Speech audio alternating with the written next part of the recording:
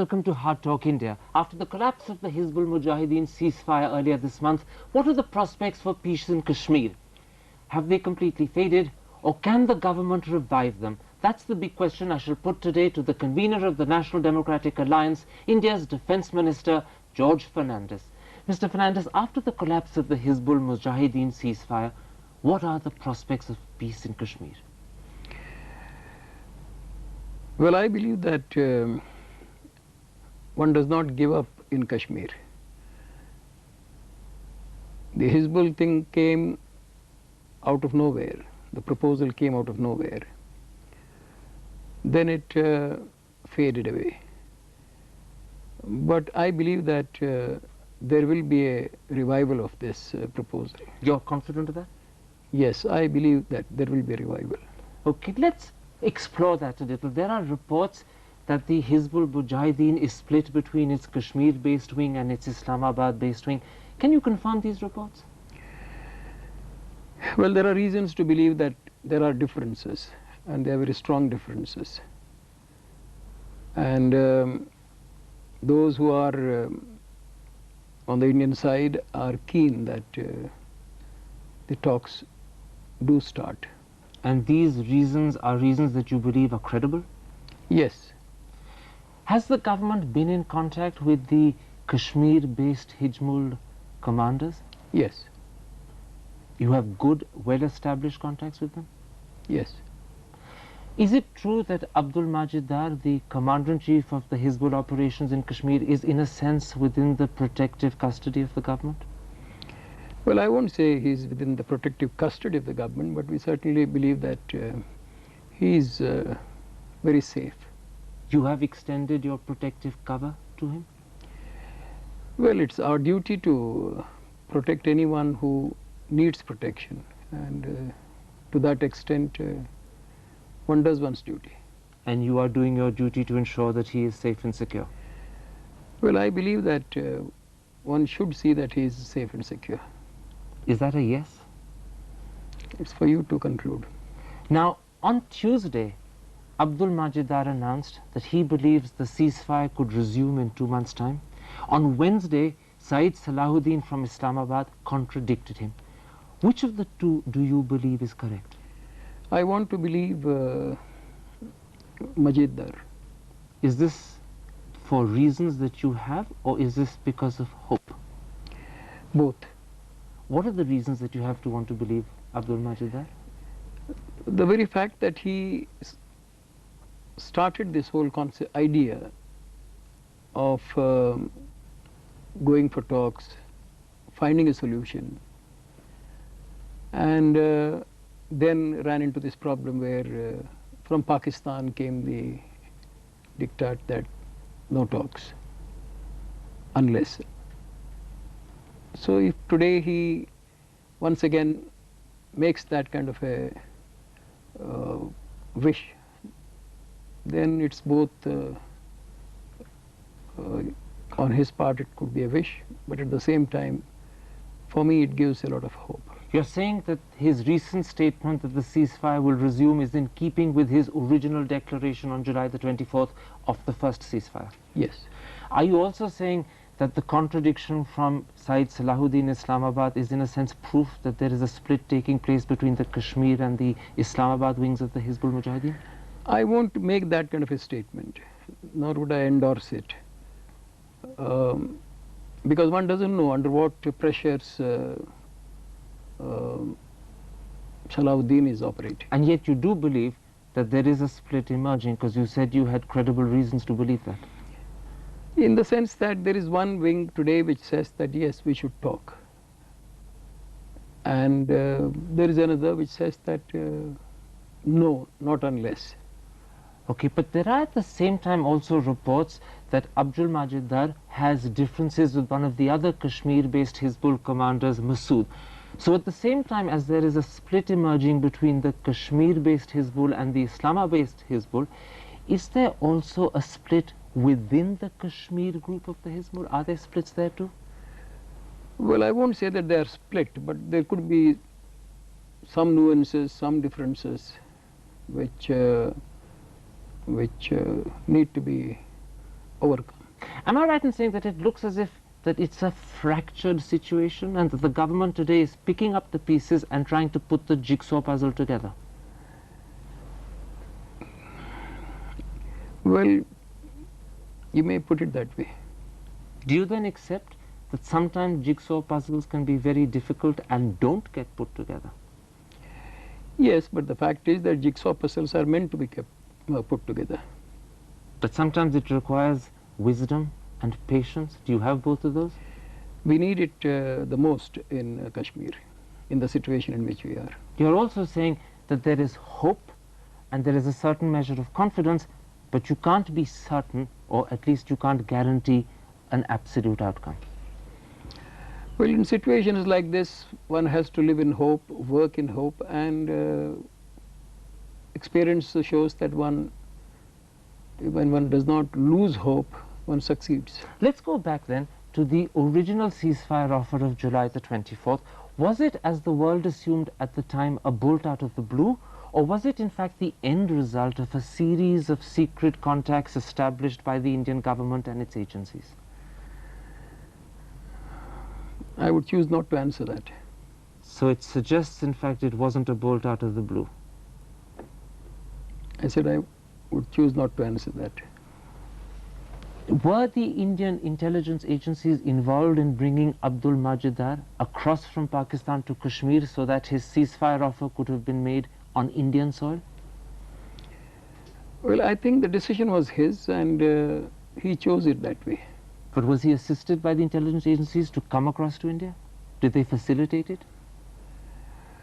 The intelligence agencies won't be intelligence agencies if they were to disclose what they are doing. Can I interpret that as a yes again? You're not denying it, you're clearly not saying no, you're leaving the room open for an interpretive yes. That would be a wrong interpretation. Abdul Majid Dar on Tuesday, in the recent interview he gave, has complimented the Indian intelligence agencies for the work they've done. Is this because he's learned to rely and trust them? Well, Abdul Majid Dar is someone who I think has seen that the path that he and some of his associates pursued is not going to take them to any kind of a positive result. He has seen the implications, the consequences, the fallout, and how it has hurt people in Kashmir. He is a Kashmiri at heart, and if he comes to the conclusion that he should talk and find a peaceful solution to a problem which cannot be solved with the gun, I think we should welcome whatever it is that he says and whatever it is that he does in the process. You're saying he's had a significant change of heart? Now, whether one calls it change of heart or whether one calls it reaching a point where one goes for course correction. How much of this change of heart was encouraged by Indian intelligence contacts, Indian intelligence agencies? Well, if I were to meet him, I would also persuade him. Once again, you're saying yes, although you can't say it in so many words. Let me put this to you. The Hizbul Mujahideen, of course, is headquartered in Islamabad. It's funded by Pakistan. As you see things, do you believe this offer of a ceasefire on July the 24th was made with the concurrence of General Musharraf, or was it made without his concurrence? Well, in Pakistan, one wonders whether any decision can be taken without the concurrence of people who are at that level. And therefore, one does surmise that this would have had the concurrence. That being the case, would you say that this is perhaps one small, perhaps just a partial step taken by General Musharraf in the direction that India wants to facilitate direct talks, a step that ensures that there is some reduction in cross-border terrorism? But the statements that he is making publicly day after day don't indicate that he has such a thought in mind. So there's a contradiction between this one step and its implications and the rhetoric that comes from the gentleman. In the sense that, let's face it, here is the Hizbul Mujahideen. Its leadership perhaps comes to a certain conclusion. Whether it is united while coming to that conclusion or whether there are differences is something about which one need not bother. But having been under the patronage of Pakistan, it invariably would want to discuss before taking a final decision. And one has one believes that such a course was adopted. And those who wanted to give the okay, try your luck, did say okay, try your luck. And then you reach a point where the Pakistani leadership feels that this is going too far and it's back to its own positions. Okay, but during the 2 weeks that the ceasefire lasted, it is true, is it not, that there was a perceptible drop in cross-border activity? In some pockets, yes. In some pockets, no. Now, is that drop in some pockets linked to the ceasefire, or is it purely coincidental in your eyes? I would think it is neither coincidental nor is it linked, because this kind of a drop, in fact, began sometime in the last week of June. And continued till? It continued till the ceasefire was called off. So it began before the ceasefire, Much but it before. lasted right through the ceasefire and it ended with the ceasefire. Yes, but as I said, there are still some pockets where you don't have that kind of a the same level of offensive action. But it is the case that during the ceasefire and for some period before the ceasefire, there was in some pockets a perceptible drop in cross-border activity. In terms of firing, not in terms of pushing in the militants. Now, do you believe that the Hizbul Mujahideen offer of a ceasefire was facilitated with some form of American or international involvement? None at all. None whatsoever? None whatsoever. On Tuesday, when Abdul Majid Dar predicted that the ceasefire could resume in 2 months' time, he said specifically that international contacts would help remove the obstacles. Who was he talking about? I won't be able to answer that. I won't be able to answer that for the reason that international can mean Pakistan is also international. So international can mean anything. Tell me something, George Saab. You have just said that the Indian government had established some form of contact with the Hizbul Mujahideen before the ceasefire. You've also said that the Hizbul Mujahideen offered a ceasefire with some measure of concurrence from General Musharraf. Those two being the case, why were you not able to anticipate that one of the demands would be Pakistan's involvement in the talks? Well, our position insofar as Pakistan's involvement is concerned is very well known. It is known to everybody in the world. We have very consistently said that we certainly would like to talk, but, and that but is some kind of a sine qua non. That's your position and I accept it, you made it crystal clear, but couldn't you have anticipated from just these two events that the Hizbul Mujahideen would raise the demand that Pakistan should be involved in the talks? Well, one had expected that Hizbul Mujahideen is aware of this, which it was, that talking with Pakistan would be when the cross-border terrorism is stopped. So you were hoping that the Hizbul Mujahideen would be able to find a way of talking to India and understanding India's hesitation in talking directly to Pakistan and therefore not raise this demand itself. That's what was your hope. Yes. Let me put something to you. Today, something like 30% of the original state of Jammu and Kashmir is in Pakistani control.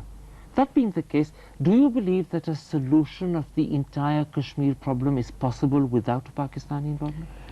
Well, Pakistani control is illegal control. It's not a legitimate control. But it's a de facto control. Yes, and de it's been there facto for is 5 so, decades. Yeah, but so therefore that's where the point comes, that we have said that we would like to talk to Pakistan, but talks can be when you stop cross-border terrorism. Today, both India and Pakistan are nuclear powers. Does it concern you that the only communication between the two governments seems to be in the form of statements made in newspapers, which seem to get shriller and shriller? Does that concern you and worry you?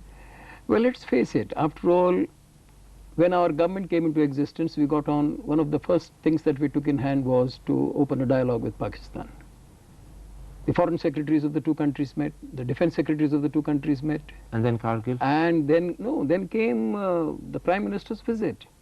And then came Kargil? And then comes Kargil. So you're saying that you made every effort, but you were let down by the other side? Absolutely. But let me give you an example. Right through the very worst of the Vietnam War, the Americans and the Vietnamese managed to keep political contact going because they knew at the end the resolution of the problem had to be political. Can you not find a way of ensuring the same contact with Pakistan? Well, we went much beyond what the Americans and the Vietnamese did. We had talks, we had open talks, we had formal talks. But then when you got rebuffed, you seem to have shrunk into a lager. Is it not time once again to try and reach out in some way? No, on the contrary, we are saying that let's sit and talk tomorrow. We can sit and talk tomorrow. Stop that cross-border terrorism. But you said yourself that from sometime in June to the 8th of August, when the Hizbul ceasefire ended, there was a perceptible diminution of cross-border activity, at least in terms of firing in certain pockets. Can you not interpret that, along with your own belief that there was a measure of General Musharraf's concurrence behind the ceasefire, can you not interpret both as a sign that he is trying in his own way to meet your demand? Well, interpretations can be many there. That need not be the only interpretation. There can be other interpretations also. So at this moment in time, you don't want to give him the benefit of the doubt. Is that what you're saying? Yes. You want to see more credible evidence? Yes. Abdul Ghani Bhatt, the chairman of the Hurriyat Conference, has proposed a formula whereby the Hurriyat would create two teams, one to talk to Pakistan, the other to talk to India, as a way of finessing India's reluctance to talk directly to Pakistan. Would that be acceptable to you? I do not know whether the Hurriyat represents any mainstream political or insurgency-oriented movement today. I believe that... Many people believe that the Hurriyat perhaps represents the political aspirations of the Kashmiri people fairly accurately. Therefore, if they offer themselves in this sort of split role to conduct some form of, let's call it, proximity talks, would that be acceptable? Well, their talks with Pakistan have been on for a long, long time. As far as the Hurriyat is concerned, if my information as I got it earlier in the day is correct, they were here in Delhi since yesterday talking to the Pakistani officials here, meaning at they the were High talking to Commission. the Pakistani High Commissioner, that was in the papers. Yes. So therefore, as far as the Hurriyat's talks with Pakistan are concerned, they are ongoing talks. So your answer is that the Hurriyat formula is not acceptable? I'm not saying that. What I'm saying is that they are not saying anything new. They have been talking with Pakistan for a long, long, long time. They are simply suggesting that they would form two teams to talk to the two countries so that the two countries didn't have to talk to each other face to face, because India has a reluctance. In other words, they're trying to finesse your reluctance to talk face to face with Pakistan. But that doesn't solve the problem. If India is keen to talk with Pakistan, India has never said India does not want to talk with Pakistan. But let me put something to you. You say India is keen to talk to Pakistan, yet you are reluctant to accept that the steps and measures that have been taken are sufficient. You want more. At the same time, however, you are prepared to talk to the Hizbul Mujahideen, who your own government acknowledges is a puppet of the Pakistani regime. You're prepared to talk to the puppet, but not to the puppet master. Isn't that a very strange situation? The point is not here being a puppet. Here is an agency, a body of people. They took to a certain path. At the end of the day, they came to the conclusion that the path we are following is not the right one. They come and say, we want to talk. But no sooner did you begin talking to them, and no sooner did it look, as you said yourself earlier in this interview, that it was risky for Pakistan to permit them to continue talking, then Pakistan called it off. So clearly, whatever Hizbul does is conditioned by what the Pakistanis permit them to do. So rather than talk to Hizbul, talk to the Pakistanis directly. Well, in a complex situation that we are facing in Pakistan, I beg your pardon, we are facing in Kashmir, there are bound to be ups and downs, forward movements, backward movements, and I don't think we should shy away from them. But I put it to you, to use a very colorful English phrase, that you're talking to the monkey, why don't you talk to the organ grinder himself? Well, I don't think that analogy works here. As I said here, this is an area where one needs a lot of patience and one must be willing to take the ups and downs that one is going to Okay, face. you say you're confident that you can manage to hold talks with the Hizbul Mujahideen. Eventually, you said earlier in this interview you were confident that Abdul Majid Dar was correct when he said that 2 months from now the ceasefire would resume. In the same interview on Tuesday, when he said the ceasefire would resume, he also said that India would have to talk with Pakistan and the talks would have to be tripartite. That demand has been reiterated by Abdul Majid Dar as well. So how are you going to finesse that problem? Because when the ceasefire resumes, the old condition of talking to Pakistan will be there as well. That I'm not very sure as to whether that kind of a proposition is going to be put across in all seriousness. You think 2 months from now that proposition could be dropped or forgotten or watered down? Yes. All right. Let's then come briefly to Farooq Abdullah and his demand for greater autonomy for Jammu and Kashmir. Farooq Abdullah repeatedly says that he is waiting for the central government to form a committee to discuss the issue with the National Conference. When will the central government form that committee? Well, I won't be able to answer that because that's something on which the Prime Minister will have to speak. Is there a delay? No, there isn't any delay. After all, Farooq Abdullah and the Prime Minister have been constantly in contact. But you're not rushing to form the committee, are you? That must have been discussed between the two of them. You don't know or you won't reveal? No, as I said, it would have been discussed between the two of them and they would have come to some timetable on that. It looks to the outside world as if the Prime Minister is hastening very slowly, deliberately so. No, that is not the situation. This issue has been discussed with Farooq Abdullah and some of his associates, and at the appropriate time this will be put on the agenda. And at the appropriate time, the committee to discuss the issue further with the National Conference will be formed. If it is felt necessary. So it may not be formed at all. That depends. As I said, after all, a committee is a group of people. As far as Farooq Abdullah is concerned, the talks are on. Can I put something to you, Mr. Fernandes?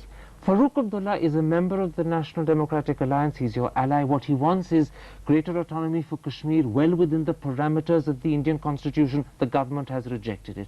The Hizbul Mujahideen is still a terrorist organization. It's headquartered in Islamabad. It's funded by Pakistan. It does not want to restrict its talks within the parameters of the Indian Constitution. Yet with them, you're prepared to talk.